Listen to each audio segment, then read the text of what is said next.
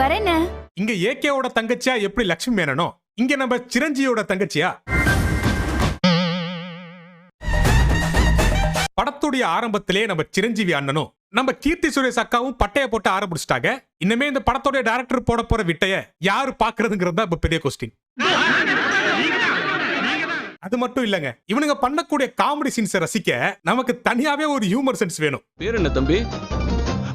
அண்ணா தம்பி அண்ணா தம்பி என்ன தம்பின்னு கூப்பிட்ட முதல் அண்ணன் நீங்க தான் அண்ணா. பாத்தீங்களா, இப்படிப்பட்ட காமெடி சென்ஸ் எல்லாம் ஹியூமனிட்டியே இல்லாதவங்களுக்கு தான் வரும்.